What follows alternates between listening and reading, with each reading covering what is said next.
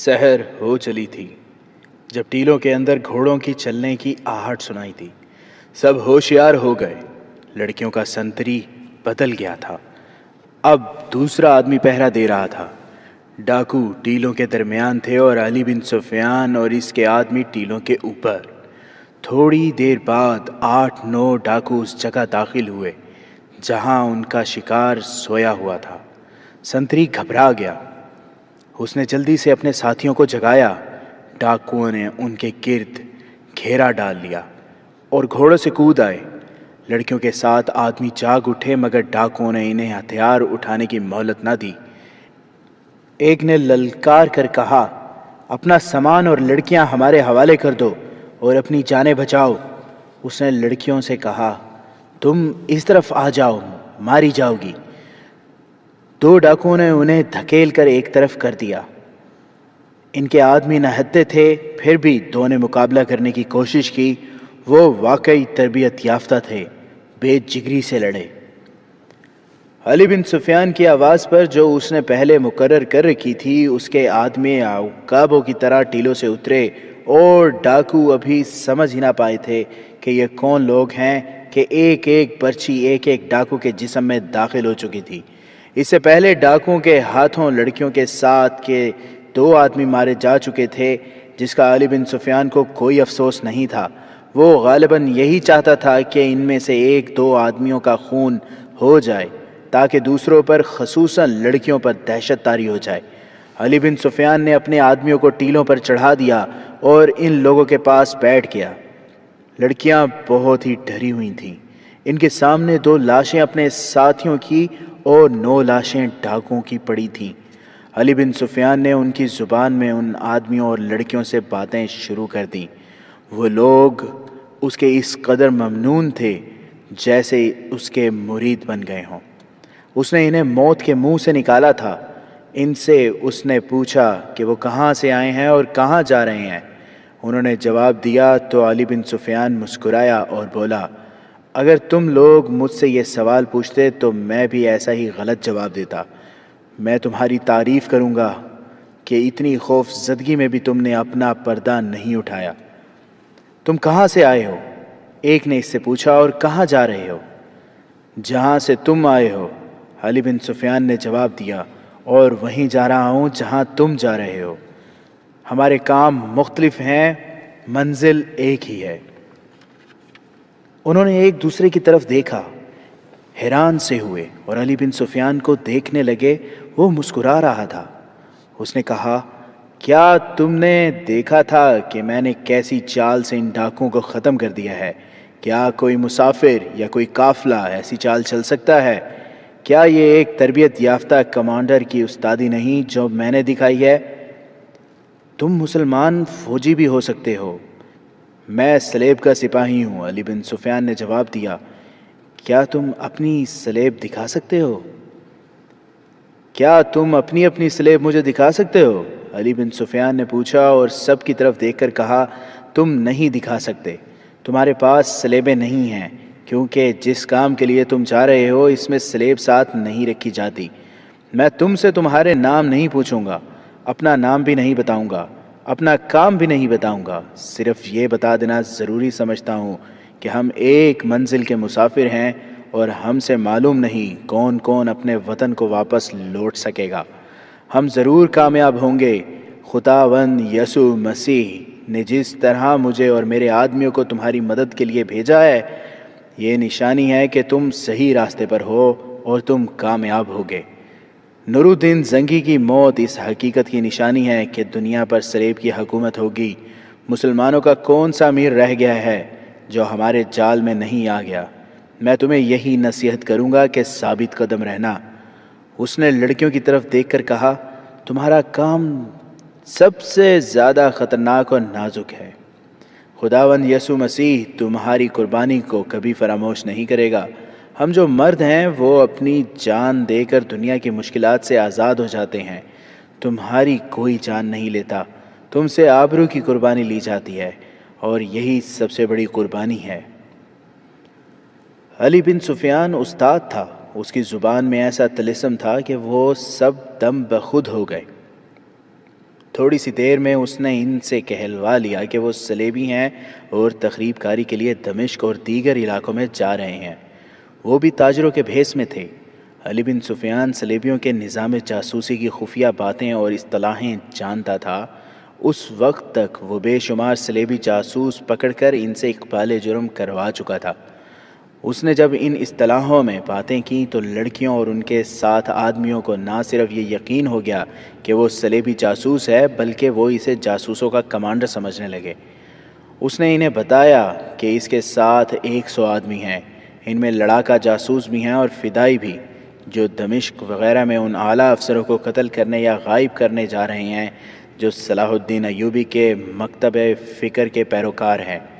اس نے انہیں بتایا کہ وہ لمبے عرصے سے مصر میں کام کر رہا تھا، اب اسے ادھر بھیجا جا رہا ہے۔ اس گروہ نے علی بن سفیان کے سامنے اپنا پردہ اٹھا دیا اور ایک مشکل پیش کی۔ وہ یہ تھی کہ ان کا کمانڈر ڈاکوؤں کے ہاتھوں مارا گیا تھا۔ وہ ان علاقوں میں پہلے بھی آ چکا تھا جہاں وہ جا رہے تھے۔ اس کے مارے جانے کے بعد وہ اندھے ہو گئے تھے۔ انہیں ایک رہنما کی ضرورت تھی۔ علی بن سفیان نے انہیں تسلی دی کہ وہ اپنے مشن سے ہٹ کر ان کی رہنمائی کرے گا۔ وہ اسے اپنا مشن بتا دیں۔ انہوں نے بتا دیا۔ انہیں چند ایک سالاروں کے نام بتا کر کہا گیا تھا کہ ان تک تحفے پہنچانے ہیں اور لڑکیوں کو ضرورت کے مطابق استعمال کرنا ہے۔ ایسے سالاروں اور امیروں تک رسائی حاصل کرنی ہے جو صلیبیوں کو اپنا دشمن سمجھتے ہیں۔ انہیں صلیبیوں کا دوست بنانا ہے۔ اس مرحلے میں آ کر میرا اور تمہارا کام ایک ہو جاتا ہے، علی بن سفیان نے کہا۔ مجھے ان سالاروں اور قائدین کو ختم کرنا ہے جو دل سے صلیب کی دشمنی نہیں نکال رہے۔ تم دمشق میں کہاں قیام کرو گے؟ تم دیکھ رہے ہو کہ ہم تاجر بن کر جا رہے ہیں، ایک نے جواب دیا۔ دمشق کے قریب جا کر یہ لڑکیاں باپردہ مسلمان عورتیں بن جائیں گی۔ ہم سرائے میں قیام کریں گے، وہاں سے تاجروں کے بھیس میں سالاروں وغیرہ تک جائیں گے۔ اگلی صبح علی بن سفیان کا قافلہ دمشق کی سمت جا رہا تھا۔ یہ صلیبی آدمی اور لڑکیاں بھی اسی قافلے میں شامل ہو گئی تھیں۔ جانوروں میں ڈاکوؤں کے گھوڑوں کا اضافہ ہو گیا تھا۔ صلیبیوں نے علی بن سفیان کو اپنا لیڈر بنا لیا تھا۔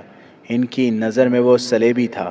اس نے انہیں کہا تھا کہ وہ اس کے کسی آدمی کے ساتھ بات نہ کریں، کیونکہ ان میں مسلمان بھی ہیں جو بے شک فدائی اور تخریب کار ہیں، لیکن ان کا کوئی بھروسہ نہیں۔ راستے میں علی بن سفیان نے ان صلیبیوں کو اپنے ساتھ رکھا اور ان سے باتیں پوچھتا رہا۔ اسے کام کی بہت سی باتیں معلوم ہو گئیں۔ اگلے روز قافلہ دمشق میں داخل ہوا۔ علی بن سفیان کی ہدایت پر سرائے میں جانے کی بجائے قافلے نے ایک میدان میں خیمے گاڑ دیے۔ لوگوں کا ہجوم جمع ہو گیا۔ باہر سے جب تاجروں کے قافلے آتے تھے تو لوگ ان کے گرد جمع ہو جایا کرتے تھے۔ ان کی کوشش یہ ہوتی تھی کہ مال دکانوں میں جانے سے پہلے قافلے سے ہی خرید لیا جائے۔ وہاں سے کم قیمت میں اشیاء مل جاتی تھیں۔ علی بن سفیان نے اعلان کیا کہ 10 گھوڑے بھی بکاؤ ہیں۔ اس ہجوم میں دمشق کے تاجر اور دکاندار بھی تھے۔ 2-4 گھنٹوں میں وہاں میلہ لگ گیا۔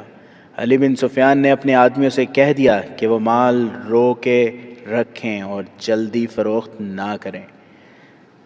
اتنا زیادہ ہجوم دیکھ کر اس نے اپنے چند ایک ذہین آدمیوں سے کہا کہ وہ لوگوں میں گھل مل جائیں اور ان کے خیالات معلوم کریں۔ یہ آدمی اس کام کے ماہر تھے۔ وہ چغے اتار کر ہجوم میں شامل ہو گئے۔ ان میں سے 2-3 شہر میں چلے گئے۔ علی بن سفیان اور اس کے تمام آدمیوں نے مغرب کی نماز مختلف مسجدوں میں تقسیم ہو کر پڑھی۔ صلیبیوں کو وہ خیمہ گاہ میں چھوڑ گئے تھے۔ مسجدوں میں انہوں نے لوگوں کو بتایا کہ وہ قاہرہ سے آئے ہیں اور تاجر ہیں۔ لوگوں کے ساتھ گپ شپ کے انداز میں انہوں نے ان کے خیالات معلوم کر لیے۔ لوگوں کے خیالات اور جذبات امید افزا تھے۔ ان میں کچھ بھڑکے ہوئے بھی تھے۔ وہ نئے خلیفہ اور عمرہ کے خلاف باتیں کرتے تھے، اور ان میں اونچی حیثیت کے لوگ بھی تھے جو جانتے تھے اور سمجھتے تھے کہ دنیا اسلام کو صلیب کی للکار آ رہی ہے اور اپنی خلافت عیاش عمرہ کے ہاتھ آ گئی ہے۔ وہ بہت پریشان تھے اور کہتے تھے کہ زنگی کے بعد صرف صلاح الدین ایوبی ہے جو اسلام کا نام زندہ رکھ سکتا ہے۔ علی بن سفیان نے اپنے آدمیوں کو بتا دیا تھا کہ یہ لڑکیاں اور آدمی صلیبی ہیں۔ اور ان پر یہی ظاہر کرتے رہیں کہ ہم سب صلیب کے مشن پر آئے ہیں۔ انہیں کوئی شک نہیں ہوا تھا۔ علی بن سفیان نے انہیں بتایا تھا کہ وہ آج رات آرام کریں اور اس کی ہدایت کا انتظار کریں۔ رات کو وہ ایک سالار توفیق جواد کے گھر چلا گیا۔ وہ تاجروں کے بھیس میں تھا اور مصنوعی داڑھی لگا رکھی تھی۔ اس نے دربان سے کہا کہ اندر اطلاع دو کہ قاہرہ سے آپ کا ایک دوست آیا ہے۔ دربان نے اندر اطلاع دی تو علی بن سفیان کو اندر بلا لیا گیا۔ توفیق جواد اسے پہچان نہ سکا۔ علی بن سفیان نے بات کی تو توفیق جواد نے اسے پہچان لیا اور گلے لگا لیا۔ علی بن سفیان کو اس شخص پر بھروسہ تھا۔ اس نے اپنے آنے کا مقصد بتایا اور یہ بھی بتایا کہ وہ کچھ صلیبی جاسوسوں اور لڑکیوں کو پھانس لایا ہے اور اب یہ سوچنا ہے کہ انہیں کس طرح استعمال کیا جائے۔ اس سے پہلے مجھے یہ بتاؤ کہ یہاں کے اندرونی اور بیرونی حالات کیا ہیں؟ علی بن سفیان نے اس سے پوچھا۔ قاہرہ میں بڑی تشویشناک خبریں پہنچی ہیں۔ توفیق جواد نے ان تمام خبروں کی تصدیق کی جو قاہرہ پہنچی تھیں۔ اس نے کہا، علی بھائی، تم اسے خانہ جنگی کہو گے، لیکن صلیبی خطرے کو روکنے کے لیے صلاح الدین ایوبی کو خلافت کے خلاف فوج کشی کرنی پڑے گی۔ اگر ہم قاہرہ سے فوج لائیں تو کیا یہاں کی فوج ہمارا مقابلہ کرے گی؟ علی بن سفیان نے پوچھا۔ تم لوگ حملے کے اندر سے نہ آؤ، توفیق جواد نے کہا۔ صلاح الدین ایوبی یہ ظاہرہ کریں کہ وہ خلیفہ سے ملنے آئے ہیں اور خلیفہ کی تعظیم کے لیے فوج کے کچھ دستے ساتھ لائے ہیں۔ اگر عمرہ کی نیت ٹھیک ہوئی تو وہ استقبال کریں گے، دوسری صورت میں ان کا رد عمل سامنے آ جائے گا۔ جہاں تک یہاں کی فوج کا تعلق ہے، میں وثوق سے کہتا ہوں کہ یہ فوج تمہارا مقابلہ نہیں کرے گی بلکہ تمہارا ساتھ دے گی، مگر یہ بھی ذہن میں رکھو کہ تم جتنا وقت ضائع کرو گے یہ فوج اتنی تم سے دور ہٹتی جائے گی۔ اس فوج کا وہ جذبہ ماننے کی کوشش کر رہے ہیں جو اسلامی فوج کی اصل قوت ہے۔ تم جانتے ہو علی بھائی، حکمران جو عیش و عشرت کے دل دادہ ہوتے ہیں وہ سب سے پہلے دشمن کے ساتھ سمجھوتا کرتے ہیں تاکہ جنگ و جدل کا خطرہ ٹل جائے، پھر وہ فوج کو کمزور کرتے ہیں اور ایسے سالاروں کو منظور نظر بناتے ہیں جو خدائی احکام کی بجائے ان کی خواہشات کے پابند ہوں۔ وہ صلاح الدین ایوبی جیسے سالاروں کو پسند نہیں کرتے۔ یہ عمل یہاں شروع ہو چکا ہے۔ ہمارے اعلیٰ رتبوں کے چند ایک فوجی افسر اپنے جذبے اور ایمان سے دستبردار ہو چکے ہیں۔ ابھی مجھ جیسے ایسے سالار بھی ہیں جو صلیبیوں کو کبھی دوست نہیں کہیں گے اور نور الدین زنگی کے جذبہ جہاد کو زندہ رکھیں گے، مگر وہ اپنے طور پر خلافت کے حکام کے بغیر کیا کر سکتے ہیں؟ کیا میں سلطان ایوبی سے یہ کہہ دوں کہ یہاں کی فوج ہمارا ساتھ دے گی؟ علی بن سفیان نے پوچھا۔ ضرور کہہ دو، توفیق جواد نے جواب دیا۔ البتہ خلیفہ کے محافظ دستے اور عمرہ کے محافظ دستے تمہارے خلاف لڑیں گے۔ ان دستوں کی نفری کم نہیں اور ان میں چنے ہوئے سپاہی ہیں۔ جب سے زنگی فوت ہوئے ہیں ان دستوں کی خاطر و مدارت پہلے سے زیادہ ہونے لگی ہے۔ انہیں غالباً خانہ جنگی کے لیے تیار کیا جا رہا ہے۔ یہاں کے لوگوں میں مجھے جو قومی جذبہ نظر آیا ہے اس سے مجھے توقع ہے کہ ہم یہاں آئے تو کامیاب ہوں گے۔ علی بن سفیان نے کہا۔ قوم اتنی جلدی بے حس نہیں ہو سکتی، توفیق جواد نے کہا۔ جس قوم نے اپنے بیٹے شہید کرائے ہوں اور وہ اپنے دشمن کو کبھی نہیں بخشتی، اور جس فوج نے دشمن سے دو دو ہاتھ کیے ہوں، اسے اتنی جلدی سرد نہیں کیا جا سکتا، مگر حکمرانوں کے پاس ایسے ہتھ کنڈے ہوتے ہیں جو قوم اور فوج کو مردہ کر دیا کرتے ہیں۔ اب قوم اور فوج میں نفاق پیدا کیا جا رہا ہے، قوم کی نظر میں فوج کو گرایا جا رہا ہے۔ میں محترم نور الدین زنگی کی بیوہ سے ملنا چاہتا ہوں، علی بن سفیان نے کہا۔ وہ خلیفہ کی والدہ بھی ہیں۔ انہوں نے سلطان ایوبی کی خدمت میں پیغام بھیجا تھا تاکہ وہ اسلام کی آبرو کو بچائیں۔ کیا یہ ممکن ہو سکتا ہے کہ انہیں یہاں بلا لیا جائے؟ کل ہی ان سے ملاقات ہوئی تھی، توفیق جواد نے کہا۔ میں انہیں بلا سکتا ہوں، تمہارا نام سن کر وہ فوراً آ جائیں گی۔ توفیق جواد نے اپنی خادمہ کو بلا کر کہا کہ خلیفہ کی والدہ کے ہاں جاؤ، میرا سلام کہنا اور ان کے کان میں کہنا کہ قاہرہ سے کوئی آیا ہے۔ جب علی بن سفیان توفیق جواد کے پاس بیٹھا تھا اس وقت اس کی خیمہ گاہ میں رونق تھی۔ رات خاصی گزر گئی تھی، خریداروں کا ہجوم بہت دیر ہوئی جا چکا تھا۔ علی بن سفیان 100 آدمیوں نے لمبا سفر طے کیا تھا۔ وہ بازار سے دمبے اور بکرے لے آئے تھے جنہیں ذبح کر کے وہ کھا رہے تھے اور ہنسی مذاق میں مصروف تھے۔ لڑکیاں ایک خیمے میں تھیں۔ سلیبی مرد علی بن سفیان کے آدمیوں کے ساتھ بیٹھے تھے۔ انہوں نے شراب نکال لی تاکہ محفل کی رونق دوبالا ہو جائے۔ انہوں نے سب کو شراب پیش کی تو سب نے انکار کر دیا۔ سلیبی حیران ہوئے۔ علی بن سفیان نے انہیں بتایا تھا کہ ان میں مسلمان بھی ہیں اور عیسائی بھی۔ جو مسلمان تھے ان کے متعلق بتایا گیا تھا کہ فدائی ہیں، یعنی وہ برائے نام مسلمان ہیں۔ اصل میں وہ حسن بن صبح کے فرقے کے تھے جو شراب کو حرام نہیں سمجھتے تھے۔ سلیبیوں کو کچھ شک ہوا۔ وہ آخر تربیت یافتہ جاسوس تھے۔ انہوں نے 2-4 اور ایسی نشانیاں دیکھ لیں جن سے ان کا شک پختہ ہو گیا۔ وہ ایک ایک کر کے وہاں سے اس طرح اٹھنے لگے جیسے خیمے میں سونے جا رہے ہوں۔ انہوں نے لڑکیوں سے کہا کہ وہ اپنے فن کا مظاہرہ کریں اور دیکھیں کہ یہ کون لوگ ہیں۔ ایک لڑکی نے یہ کام اپنے ذمے لے لیا۔ وہ یہ کہہ کر باہر نکلی کہ یہ خیمہ خالی کر دو۔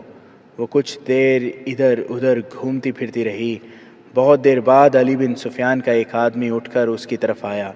وہ معلوم نہیں کیوں اٹھا تھا، لڑکی نے اسے روک لیا اور کہا کہ خیمے میں بیٹھے بیٹھے اس کا دل گھبرا رہا تھا، اس لیے باہر نکل آئی۔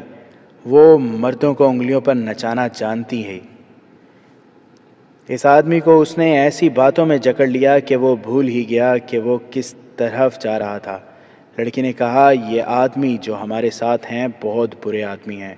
ہم تمہاری طرح یہاں کسی اور کام سے آئی ہیں، لیکن یہ ہمیں بہت پریشان کرتے ہیں۔ کیا ایسا ہو سکتا ہے کہ تم میرے خیمے میں آ کر سو؟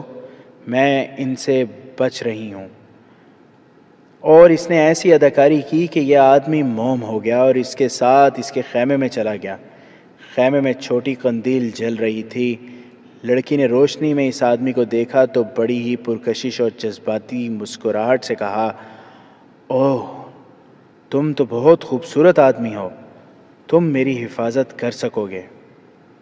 اس نے شراب کی چھوٹی سی سراہی اٹھا کر کہا، تھوڑی سی پیو گے؟ کیوں؟ میں مسلمان ہوں۔ اگر اتنے پکے مسلمان ہو تو سلیب کے لیے مسلمانوں کے خلاف جاسوسی کرنے کیوں آئے ہو؟ وہ آدمی چونکا۔ اس نے کہا، اس کی مجھے اجرت ملتی ہے۔ لڑکی جتنی خوبصورت تھی اس سے کہیں زیادہ چالاک تھی۔ اپنے یہ دونوں ہتھیار استعمال کر کے اس نے علی بن سفیان کے اس آدمی کے دل و دماغ پر قبضہ کر لیا۔ اس نے کہا، شراب نہ پیو، شربت پی لو۔ وہ دوسرے خیمے میں چلی گئی اور ایک پیالہ اٹھا لائی۔ اس آدمی نے پیالہ ہاتھ میں لے کر منہ سے لگایا تو مسکرا کر پیالہ رکھ دیا۔ لڑکی سے پوچھا، اس میں کتنی حشیش ڈالی ہے؟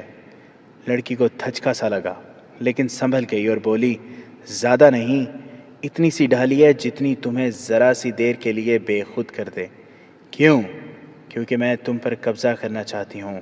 اس نے سنجیدگی سے کہا، اگر تمہیں میری باتیں بری لگیں تو اپنا خنجر میرے دل میں اتار دینا۔ میں تمہیں اتفاقیہ نہیں ملی تھی۔ میں نے تمہیں اٹھتے اور ادھر آتے دیکھا تھا۔ میں تمہارے راستے میں کھڑی ہو گئی تھی۔ سفر کے دوران میں تمہیں بڑی غور سے دیکھتی رہی۔ ایسے لگتا تھا جیسے ہم کبھی اکٹھے رہے ہیں اور ایک دوسرے کو جانتے ہیں۔ تم میرے دل میں اتر گئے ہو۔ تم نے دیکھا ہے کہ میں نے تمہیں شراب پیش کی تھی، خود نہیں پی تھی۔ میں شراب نہیں پیتی کیونکہ میں مسلمان ہوں۔ یہ لوگ مجھے زبردستی پلاتے ہیں۔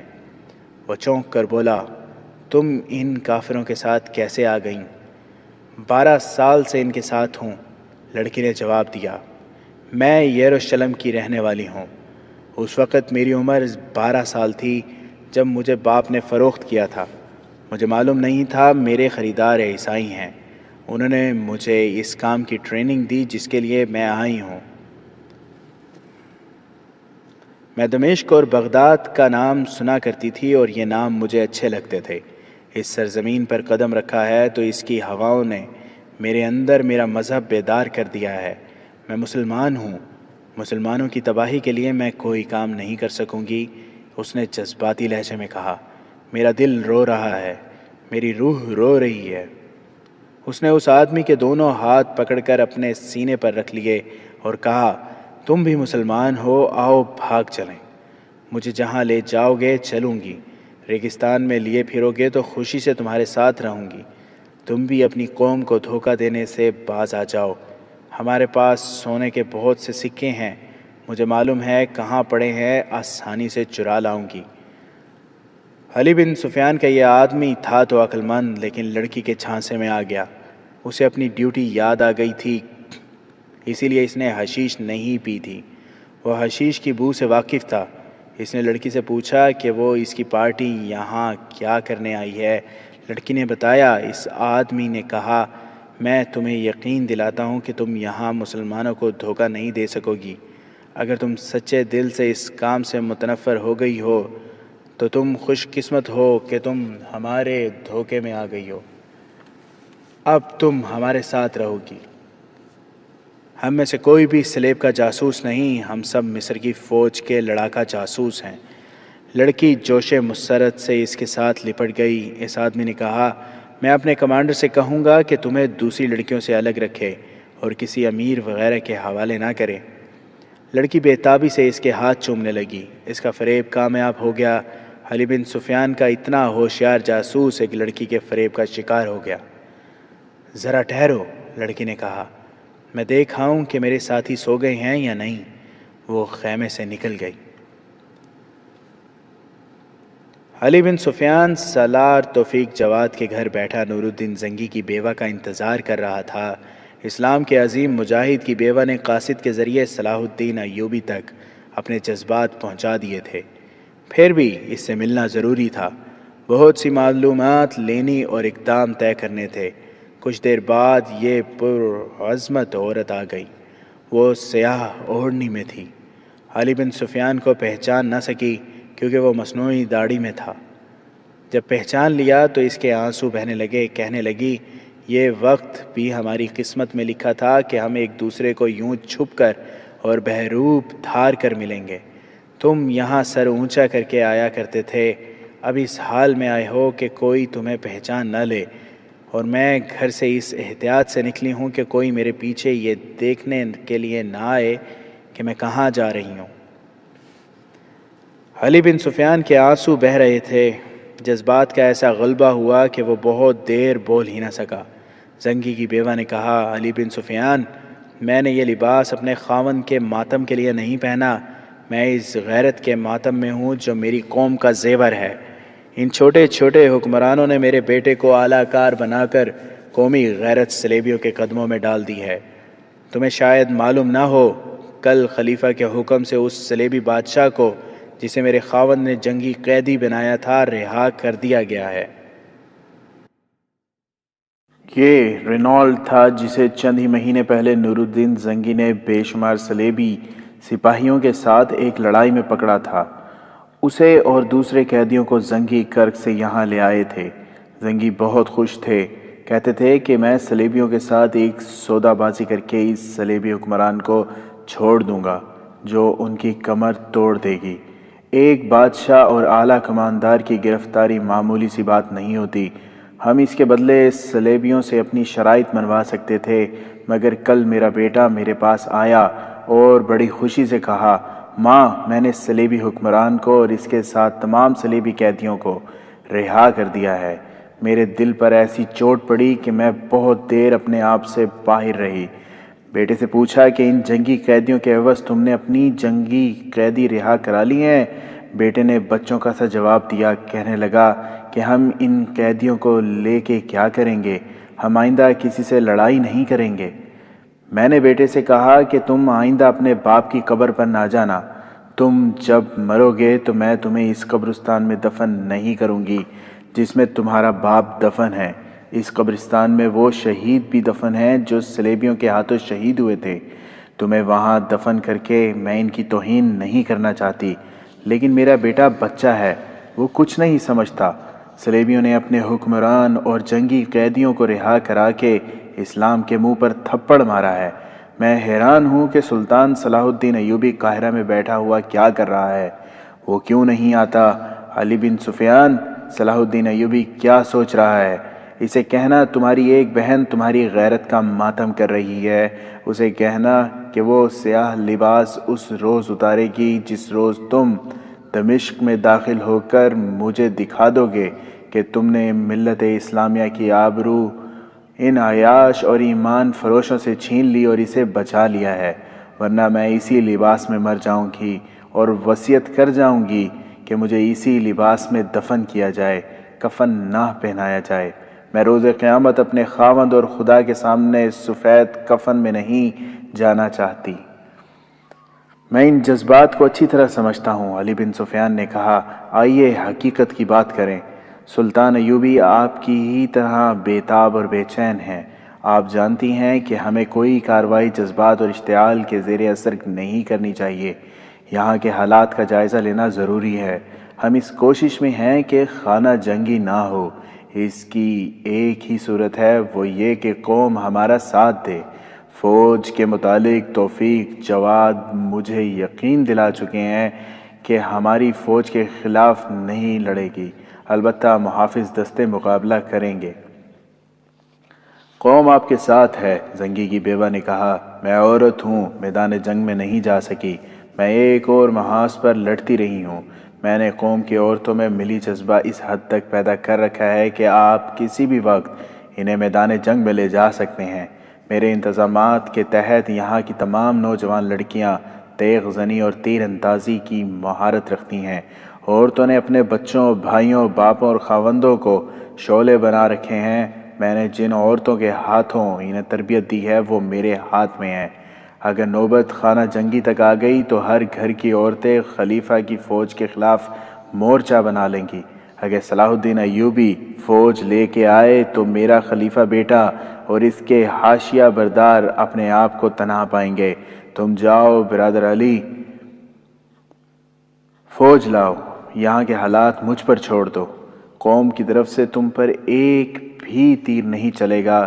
اگر تم ضرورت سمجھو کہ میرے بیٹے کو قتل کر دیا جائے تو بھول جانا کہ وہ نور الدین زنگی کا اور میرا بیٹا ہے۔ میں اپنے بیٹے کے جسم کے ٹکڑے کرا لوں گی، سلطنت اسلامیہ کے ٹکڑے ٹکڑے ہوتے نہیں دیکھ سکوں گی۔ توفیق جواد نے بھی علی بن سفیان کو یقین دلایا کہ خانہ جنگی نہیں ہوگی۔ اس کے بعد انہوں نے اسکیم بنائی کہ سلطان ایوبی کس طرح آئے گا اور یہاں کیا ہوگا۔ یہ طے ہوا کہ سلطان ایوبی خاموشی سے آئے گا اور خلیفہ اس کے حاشیہ برداروں کو بے خبری میں آن لے گا۔ وہ سلیبی لڑکی جس نے علی بن سفیان کے ایک آدمی سے معلوم کر لیا تھا کہ یہ 100 آدمی سلیب کے آدمی نہیں، اسے خیمے میں اکیلا چھوڑ کر اسے یہ کہہ کر چلی گئی کہ وہ یہ دیکھنے جا رہی ہے کہ اس کے ساتھی سو گئے ہیں یا نہیں۔ اس نے اپنے ساتھیوں کو یہ بتایا کہ وہ دھوکے میں آ گئے ہیں۔ یہ سب مصری فوج کے لڑاکا جاسوس ہیں اور ان کا کمانڈر علی بن سفیان ہے، جو سراغ رسانی اور جاسوسی کا ماہر سربراہ ہے۔ اس انکشاف نے ان سلیبیوں کو چونکا دیا اور وہ سوچنے لگے کہ انہیں کیا کرنا چاہیے۔ ان کے لیے وہاں رکنا خطرے سے خالی نہیں تھا۔ لڑکی اس مصری جاسوس کے پاس چلی گئی تاکہ اسے پھانسے رکھے۔ ایک سلیبی باہر نکلا اور علی بن سفیان کو ڈھونڈنے لگا، مگر وہ اسے نہ ملا۔ اس وقت علی بن سفیان توفیق جواد کے گھر بیٹھا ہوا تھا۔ یہ سلیبی یہی معلوم کرنا چاہتا تھا کہ علی بن سفیان یہیں ہے یا کہیں گیا ہوا ہے۔ اسے غیر حاضر دیکھ کر سلیبی نے خطرہ محسوس کیا کہ علی بن سفیان ان کی گرفتاری کا انتظام کرنے گیا ہے۔ اس نے اپنے ساتھیوں کو جا کر بتایا کہ وہاں سے فوراً نکلنے کی ترکیب کریں۔ رات آدھی گزر گئی تھی، یہ لوگ شہر سے ناواقف تھے۔ دن کے وقت وہ اپنی منزل ڈھونڈ سکتے تھے، رات کو لڑکیوں کو ساتھ ساتھ لیے پھرنا مناسب نہیں تھا۔ ایک نے مشورہ دیا کہ سرائے میں چلتے ہیں، وہاں جا کر کہیں گے کہ ہم قاہرہ کے تاجر ہیں، باہر کھلے میدان میں سو نہیں سکتے، اس لیے سرائے میں رات گزارنا چاہتے ہیں۔ انہوں نے ایک آدمی کو چوری چھپے اس کام کے لیے بھیج دیا کہ سرائے تلاش کرے اور وہاں سے معلوم کرے کہ رات کے وقت 4 آدمیوں اور 4 عورتوں کو جگہ مل سکتی ہے یا نہیں۔ اگر جگہ مل جائے تو وہ یہاں سے اکیلے نکلیں اور سرائے میں پہنچ جائیں۔ ان کے لیے سامان ایک مسئلہ تھا۔ یہ بظاہر تجارتی سامان تھا، لیکن اس میں زر و جواہرات اور تحفے تھے جو وہ سلیبیوں کی طرف سے عمرہ کے لیے لائے تھے۔ وہ چونکہ عمرہ کے پاس جانے کے لیے آئے تھے، اس لیے انہیں ایسا کوئی خطرہ نہ تھا کہ پکڑے جائیں گے۔ انہوں نے بہروپ اس لیے دھار رکھا تھا کہ عمرہ کے سوا کوئی انہیں پہچان نہ سکے۔ عمرہ سے مل کر انہیں وہیں رہنا اور تخریب کاری کرنی تھی، اس لیے وہ اپنی اصلیت چھپائے رکھنا چاہتے تھے۔ ان کا بھیجا ہوا آدمی سرائے کی تلاش میں جا رہا تھا۔ گلیاں اور بازار ویران تھے، اسے کوئی آدمی نظر نہیں آ رہا تھا جس سے وہ پوچھتا تھا کہ سرائے کہاں ہے۔ کچھ دیر ادھر ادھر مارے پھرنے کے بعد اس کے سامنے سے ایک آدمی آتا دکھائی دیا۔ اندھیرے میں اتنا ہی پتہ چلتا تھا کہ وہ کوئی انسان ہے۔ وہ قریب آیا تو سلیبی نے اس سے سرائے کے متعلق پوچھا۔ اس نے سر اور آدھے چہرے پر چادر سی ڈال رکھی تھی۔ اس نے سلیبی کو بتایا کہ سرائے شہر کے دوسرے سرے پر ہے۔ پھر اس سے پوچھا کہ وہ اتنی رات گئے سرائے کیوں ڈھونڈ رہا ہے۔ ایسے وقت میں اس کے لیے سرائے کا دروازہ نہیں کھلے گا۔ سلیبی نے اسے بتایا کہ وہ آج تاجروں کے قافلے کے ساتھ آئے ہیں۔ ان کے ساتھ 4 عورتیں ہیں جنہیں وہ خیموں میں نہیں رکھنا چاہتے۔ ہاں، یہ ایک مسئلہ ہے، اس آدمی نے کہا۔ تمہیں شام سے پہلے بندوبست کر لینا چاہیے تھا۔ آؤ میں تمہاری کچھ مدد کر دیتا ہوں، تم پردیسی ہو۔ یہاں سے جا کر یہ نہ کہو کہ دمشق میں تمہاری مستورات کھلے میدان میں پڑی رہی ہیں۔ مجھے اپنے ساتھ لے چلو، مستورات کو ساتھ لے آؤ، میں سرائے کھلوا کر جگہ دلوا دوں گا۔ وہ آدمی سلیبی کے ساتھ چل پڑا اور دونوں قافلے کی خیمہ گاہ تک پہنچ گئے۔ سلیبی نے اسے ایک جگہ روک کر کہا، تم یہیں ٹھہرو، میں انہیں لے کر آتا ہوں۔ یہ کہہ کر وہ خیمہ گاہ کے ایک طرف سے گھوم کر کہیں غائب ہو گیا۔ سلیبیوں کے خیمے دوسری طرف اور ذرا ہٹ کر تھے۔ اس آدمی نے اپنے ساتھیوں کو بتایا کہ ایک آدمی اس کے ساتھ آیا ہے جو انہیں سرائے میں جگہ دلا دے گا۔ اس کے ساتھ ہی کچھ گھبرا گئے۔ یہ آدمی بھی دھوکہ دے سکتا ہے، لیکن وہ ایسے جال میں پھنس گئے تھے جس سے نکلنے کے لیے انہیں کوئی نہ کوئی تو خطرہ مول لینا ہی تھا۔ مصری جاسوس جو سلیبی لڑکی کے جھانسے میں آ گیا تھا، اس نے لڑکی کو یہاں تک بتا دیا تھا کہ خلیفہ اور عمرہ سلیبیوں کے زیر اثر آ گئے ہیں۔ اس لیے علی بن سفیان بہروپ میں 100 لڑاکا جاسوسوں کے ساتھ آیا ہے، اور ان کا مشن یہ ہے کہ یہاں کا جائزہ لیں کہ صلیبی اثرات کہاں تک پہنچے ہیں اور کیا صلاح الدین ایوبی کے لیے جنگی کارروائی ضروری ہے یا نہیں۔ لڑکی نے علی بن سفیان کا یہ مشن اپنے ساتھیوں کو بتا دیا تھا۔ یہ بڑی ہی کارآمد اطلاع تھی جو صلیبی جاسوس رات ہی کٹھ پتلی خلیفہ تک پہنچا کر خراج تحسین حاصل کرنا چاہتے تھے، اور یہ اطلاع وہ اپنے صلیبی حکمرانوں تک بھی پہنچانا چاہتے تھے تاکہ وہ صلاح الدین ایوبی کا راستہ روکنے کا بندوبست کر لیں۔ ان صلیبی جاسوسوں نے یہ ارادہ بھی کیا کہ وہ علی بن سفیان اور اس کی پوری جماعت کو خلیفہ کے حکم سے گرفتار کرا دیں۔ انہوں نے اس لڑکی کو بہت ہی خراج تحسین پیش کیا جس نے مصری جاسوس کے سینے سے یہ راز نکلوا لیا تھا۔ یہ مصری اب لڑکی کے خیمے میں گہری نیند سویا ہوا تھا، اور لڑکی خیمے میں نہیں بلکہ اپنے ساتھیوں کے پاس تھی۔ انہوں نے یہ فیصلہ کیا کہ علی بن سفیان کے تمام آدمی سوئے ہوئے ہیں، سب اکٹھے نکل چلیں، سامان اور جانوروں کو یہیں رہنے دو۔ کل صبح ہوتے ہی وہ مصری جاسوسوں کو پکڑا دیں گے، پھر ان کا سامان انہیں مل جائے گا۔ وہ خیمہ گاہ سے بھاگنا اس لیے چاہتے تھے کہ انہیں ڈر تھا کہ علی بن سفیان رات کو لڑکیاں غائب کر دے گا، یا ان سب کو مروا دے گا، یا کوئی دھوکہ دے دے گا۔ بہرحال رکنا ٹھیک نہیں تھا۔ وہ سب خیمہ گاہ سے پرے پرے دبے پاؤں چل پڑے اور اس جگہ پہنچے جہاں ان کا ایک ساتھی ایک آدمی کو کھڑا کر گیا تھا، مگر وہ آدمی اب وہاں نہیں تھا۔ وہ سب ادھر ادھر دیکھ رہے تھے کہ بیٹھے ہوئے اونٹوں کی اوٹ میں سے بہت سے آدمی اٹھے اور صلیبیوں کو گھیرے میں لے لیا۔ انہیں ایک طرف لے گئے اور مشعلیں جلائی گئیں۔ علی بن سفیان نے ان سے پوچھا کہ وہ کہاں جا رہے ہیں۔ انہوں نے جھوٹ بولے۔ علی بن سفیان نے پوچھا، وہ آدمی کون تھا جو سرائے کی تلاش میں مارا مارا پھر رہا تھا؟ ایک صلیبی نے کہا، وہ میں تھا۔ اور جس سے تم نے سرائے کا راستہ پوچھا تھا؟ علی بن سفیان نے کہا، وہ میں تھا۔ یہ محض اتفاق تھا اور اللہ کا کرم کہ علی بن سفیان توفیق جواد کے گھر سے واپس آ رہا تھا۔ یہ صلیبی سرائے کی تلاش میں جا رہا تھا۔ اس نے علی بن سفیان سے ہی سرائے کا راستہ پوچھا۔ اگر روشنی ہوتی تو صلیبی اسے پہچان لیتا۔ ایک تو اندھیرا تھا، دوسرے علی بن سفیان نے سر پر رومال یا چادر ڈال رکھی تھی۔ सलेबी की एक ही बात सुनकर वो जान गया कि इन्हें किसी तरह पता चल गया है कि वो धोखे में आ गए हैं, लिहाजा भागने की फिक्र में हैं। अली बिन सुफियान को मालूम था कि ये सलेबी बेशक जासूस हैं, लेकिन इन्हें यहाँ उम्रा में से कोई ना कोई पनाह में लेगा। चुनाचा उसने सलेबी को खुश इखलाकी का झांसा देकर फांस लिया और उसके साथ खैमा गाह तक चला गया। वो सोचता रहा कि अब उसे क्या कार्रवाई करनी चाहिए। सलेबी ने उस पर यह करम किया कि उसे अपने खैमों से दूर खड़ा कर गया। अली बिन सुफियान ने फ़ौरन अपने 2-3 आदमियों को जगा लिया और नहायत उजलत से इन्हें बताया कि इन्हें क्या करना है। हिदायत देकर वो खुद सलेबियों के खैमों तक गया। वो सब लड़कियों समेत एक खैमे में जमा हो गए थे। अली बिन सुफियान ने दबे पांव करीब जाकर इनकी बातें सुनी। वो सिर्फ ये जान सका कि सलेबी जासूसों को इसका मिशन मालूम हो गया है, लेकिन ये मालूम ना हो सका कि ये राज फाश किस तरह हुआ है। इतनी देर में इसके बहुत से आदमी इसकी दी हुई हिदायत के मुताबिक बर्छियों से मुसल्लह होकर ऊँटों की ओर में जाकर बैठ चुके थे। सलेबियों को वो वहीं आना था और जूं ही वहां पहुंचे अली बिन सुफियान भी आ गया और सबको घेरे में ले लिया। दोस्तों, अली बिन सुफियान ने इन्हें कहा, तुम्हारी जासूसी बहुत कमज़ोर है, तुम्हें अभी बहुत सी तरबियत की ज़रूरत है। क्या जासूस इस तरह सुनसान गलियों में फिरा करते हैं और क्या जासूस किसी अजनबी को पहचाने बगैर बात किया करते हैं? ये फ़न मुझसे सीखो। अगर आप ये फ़न अपने आदमियों को सिखा दें तो ज़्यादा बेहतर होगा। एक सलेबी ने कहा, क्या आप हमारी इस महारत की तारीफ़ नहीं करेंगे कि हमने आपके एक आदमी से आपकी असलियत मालूम कर ली है।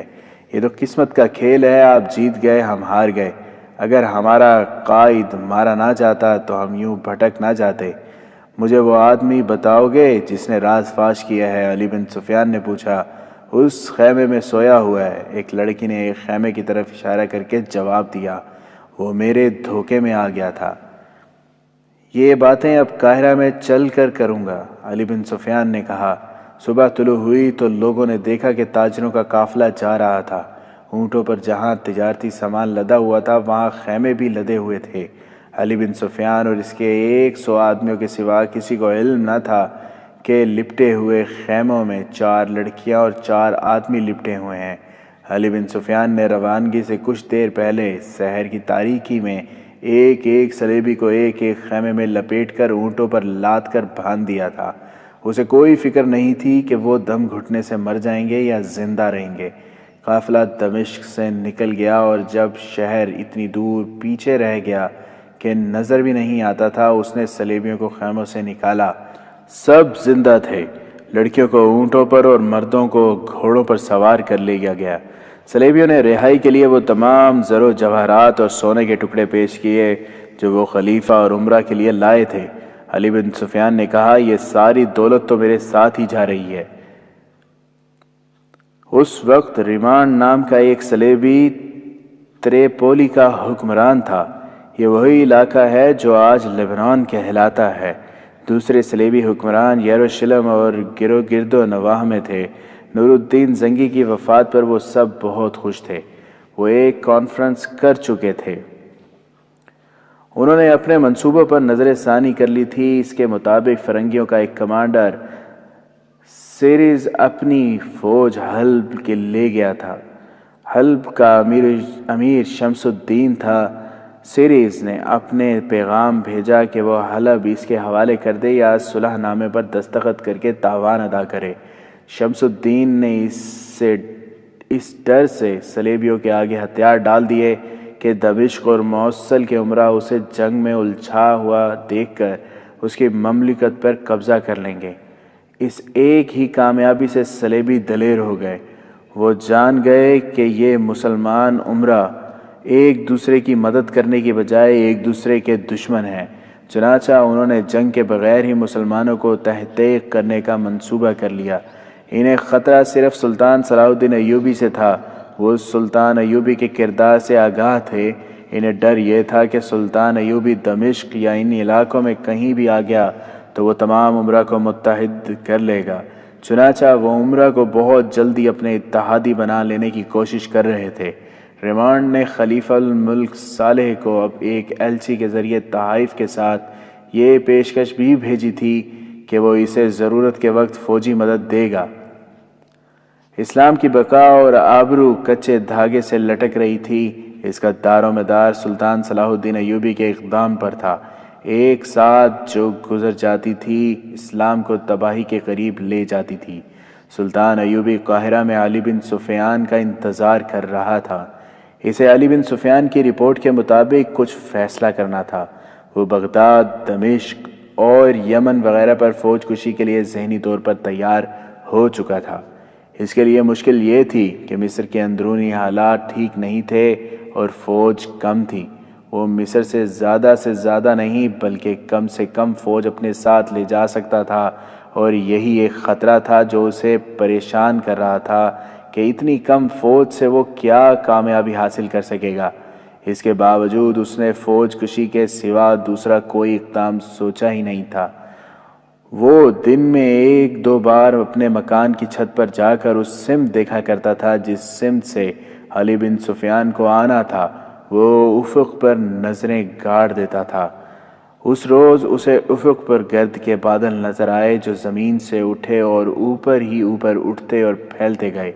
سلطان ایوبی اوپر ہی کھڑا رہا۔ گرد کا بادل آگے ہی آگے آتا گیا، پھیلتا گیا، اور پھر اس میں سے گھوڑوں اور اونٹوں کے ہولے نظر آنے لگے۔ وہ علی بن سفیان کا قافلہ تھا۔ اس نے راستے میں بہت تھوڑے پڑاؤ کیے تھے۔ اسے جب قاہرہ کے مینار نظر آنے لگے تو اس نے اونٹ اور گھوڑے دوڑا دیے۔ اسے احساس تھا کہ گزرتے ہوئے لمحوں کی قیمت کیا ہے، اور اس کے انتظار میں سلطان صلاح الدین ایوبی رات کو سوتا بھی نہیں ہوگا۔ پھر وہ لمحہ آ گیا جب گرد سے اٹا ہوا علی بن سفیان سلطان ایوبی کے سامنے کھڑا تھا۔ سلطان ایوبی نے اسے نہانے دھونے کی مہلت نہ دی۔ وہ خبریں سننے کے لیے بےتاب تھا۔ اس کے لیے کھانا وغیرہ وہیں لانے کا حکم دے کر اسے دفتر میں لے گیا۔ علی بن سفیان نے اسے تفصیلی رپورٹ دی۔ نور الدین زنگی کی بیوہ کا پیغام، اس کے جذبات و تاثرات بتائے۔ سالار توفیق جواد سے جو بات چیت ہوئی تھی وہ سنائی، اور آخر میں بتایا کہ وہ دمشق سے ایک تحفہ لایا ہے۔ یہ تحفہ 4 صلیبی جاسوس مرد اور 4 لڑکیاں تھیں۔ اس نے سلطان ایوبی سے کہا، میں شام سے پہلے کچھ قیمتی معلومات ان لوگوں سے حاصل کر لوں گا۔ تو اس کا مطلب یہ ہوا کہ ہمیں فوجی طاقت استعمال کرنی پڑے گی۔ سلطان ایوبی نے کہا، کرنی پڑے گی اور ہم ضرور کریں گے۔ علی بن سفیان نے کہا، مجھے امید ہے کہ خانہ جنگی نہیں ہوگی۔ سلطان ایوبی نے اپنے 2 ایسے فوجی مشیروں کو بلایا جن پر اسے کلی طور پر اعتماد تھا۔ وہ آئے تو اس نے انہیں کہا، میں تم سے اب جو بھی بات کروں وہ اپنے سینے میں اتار لینا۔ تم دونوں کے علاوہ علی بن سفیان تیسرا آدمی ہوگا جو اس راز سے واقف ہوگا۔ اس نے انہیں دمشق اور دیگر تمام اسلامی ریاستوں اور جاگیروں کے احوال و کوائف سنائے۔ علی بن سفیان کی لائی ہوئی رپورٹ سنائی اور کہا، اللہ کی فوج اللہ کے حکم کی تعمیل کیا کرتی ہے۔ امیر اور خلیفہ کی اطاعت ہم پر فرض ہے، لیکن امیر اور خلیفہ ہی اللہ کے عظیم مذہب اور اس کے رسول صلی اللہ علیہ وسلم کی ناموس کے دشمن ہو جائیں تو اللہ کے سپاہی پر فرض عائد ہوتا ہے کہ وہ اللہ اور اس کے رسول صلی اللہ علیہ وسلم اور امت رسول اللہ کی ناموس کو بچائیں۔ اگر میرا وجود ملک و ملت کے لیے خطرے اور بدنامی کا باعث بنے تو تمہارا فرض ہے کہ میرا سر میرے دھڑ سے جدا کر دو، یا مجھے بیڑیاں پہنا کر قید خانے میں پھینک دو اور ملک میں احکام خداوندی نافذ کرو۔ آج یہی فرض ہم پر عائد ہو گیا ہے۔ ہمارا خلیفہ قومی غیرت اور وقار سے دستبردار ہو کر اسلام کے دشمنوں کے ہاتھوں میں چلا گیا ہے، ان سے مدد مانگ رہا ہے، ان کے جاسوسوں کو پناہ دے رہا ہے۔ اس کے حاشیہ بردار عیش و عشرت میں ڈوب گئے ہیں۔ سلطنت اسلامیہ کے حصے بکھرے ہوئے ہیں۔ شمس الدین والی حلب نے صلیبیوں کے آگے ہتھیار ڈال کر تاوان ادا کیا اور صلح کر لی ہے، اور صلیبی عالم اسلام پر حاوی ہوتے جا رہے ہیں۔ تو کیا ہمارے لیے یہ ضروری نہیں ہو گیا کہ ہم فوجی طاقت سے خلیفہ کو اس مقدس گدی سے اٹھائیں اور اسلام کی آبرو بچائیں؟ بالکل فرض ہو گیا ہے، دونوں مشیروں نے بیک زبان کہا۔ اب ہمارا اقدام جو کچھ بھی ہوگا وہ ہم چاروں کے درمیان راز ہوگا۔ سلطان ایوبی نے کہا اور ان کے ساتھ اپنے سوچے ہوئے اقدام کی منصوبہ بندی شروع کر دی۔ صلیبی جاسوسوں اور لڑکیوں کو علی بن سفیان اپنے مخصوص تہہ خانے میں لے گیا اور انہیں کہا، تم ایسے جہنم میں داخل ہو گئے ہو جہاں زندہ بھی نہیں رہو گے اور مرو گے بھی نہیں۔ اپنے جسموں کو ہڈیوں کا ڈھانچہ بنا کر جو باتیں تم میرے سامنے اگلو گے وہ اسی صحت مندی کی حالت میں بتا دو اور اس جہنم سے رہائی حاصل کر لو۔ میں تمہیں سوچنے کا موقع دیتا ہوں، تھوڑی دیر بعد آؤں گا۔ وہ جب انہیں بیڑیاں ڈالنے کا حکم دے رہا تھا تو ایک صلیبی نے کہا، ہم ساری باتیں بتا دیں گے، ہمیں سزا دینے سے پہلے یہ درخواست سن لیں کہ ہم تنخواہ پر کام کرنے والے ملازم ہیں، سزا حکم دینے والوں کو ملنی چاہیے۔ ہم جو مرد ہیں سختیاں برداشت کر لیں گے، ہم ان لڑکیوں کو اذیت سے بچانا چاہتے ہیں، انہیں کوئی ہاتھ نہیں لگائے گا۔ علی بن سفیان نے کہا، تم میرا کام آسان کر دو گے تو لڑکیاں تمہارے ساتھ رہیں گی، اس تہہ خانے سے تم سب کو نکال لیا جائے گا اور باعزت نظر بندی میں رکھا جائے گا۔ انہوں نے جو انکشاف کیے ان سے ان تمام حالات کی تصدیق ہو گئی جو نور الدین زنگی کی وفات کے بعد پیدا ہو گئے تھے۔